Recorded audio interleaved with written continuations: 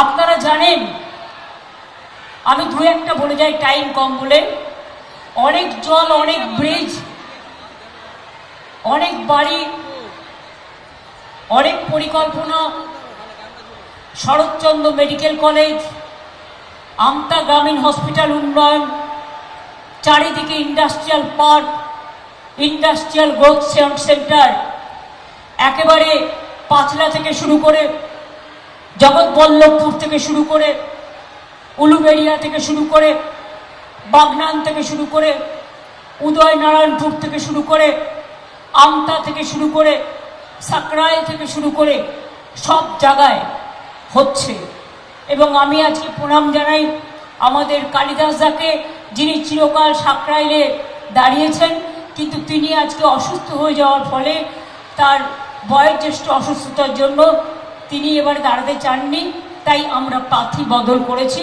ওনাকে আমি এই মিটিংয়ে সম্মান জানাই।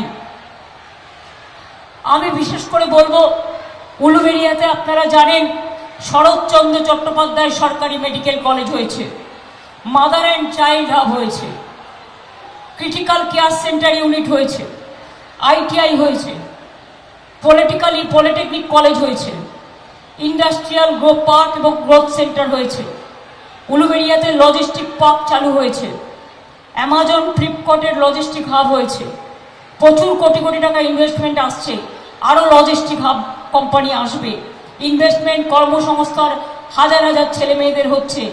সাকরাইল, পাঁচলার, ডোমজুর, উলুবেড়িয়া 1, উলুবেড়িয়া 2, 5টি জরি ক্লাস্টার হয়েছে। উলুবেড়িয়াতেও বিশেষ করে শ্যাটেলকোকে ক্লাস্টার হয়েছে। এইরকম অনেক ব্রিজ, অনেক কিছু হয়েছে। জল থেকে শুরু করে, হাসপাতাল থেকে শুরু করে, স্টেট জেনারেল হাসপাতালের উন্নয়ন থেকে শুরু করে, উলুবেড়িয়া সুপার স্পেশালিটি হসপিটাল থেকে শুরু করে অনেক কিছুই হয়েছে। কিন্তু কয়েকটা কথা আমাকে বলুন তো, আজকে বিজেপি হয়ে যারা ভোট চাইতে আসছেন, বা অত্যাচারী সিপিএম বা অন্যান্য দল এবং কিছু নির্দল দাঁড়িয়েছে বিজেপির টাকা নিয়ে, আমার এলাকাতেও দাঁড়িয়েছে, মুর্শিদাবাদ থেকে এসে, মালদা থেকে এসে, এরা সব ধর্মকে বেঁচে খায়। আমি ধর্মকে বেঁচে খাই না, আমি মনুষ্যত্বকে সম্মান করি, মানবিকতাকে সম্মান করি, সর্বধর্ম সমন্বয় আমার রক্তের হৃদস্পন্দনে আছে, জন্ম থেকে মৃত্যু অবধি। সব ধর্মকে ভালোবাসি, সব ভাষাকে ভালোবাসি, সব জাতিকে ভালোবাসি, আমার কাছে কোনো ভেদাভেদ নেই, আমরা টুগেদার, ঐক্যবদ্ধ। কিন্তু বলুন তো, বিজেপি ভাগাভাগি রাজনীতি করে কেন? কি করেছিল জানেন? মহিলাদের 33% রিজার্ভেশন নয়, মহিলা বিলের নামে তার মধ্যে 541টা সিট বাড়িয়ে 850 মতো সিট করতে চেয়েছিল, দেশটাকে ভাগ করতে চেয়েছিল, বঙ্গভঙ্গ করতে চেয়েছিল।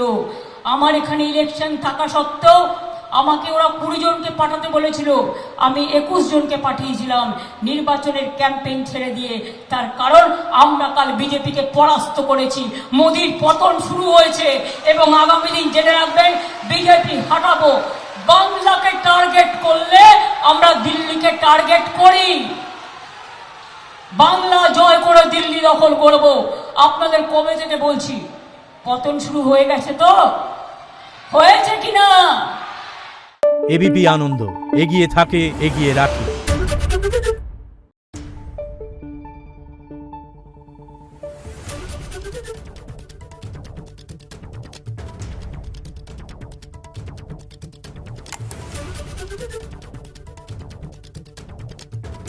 Thank you.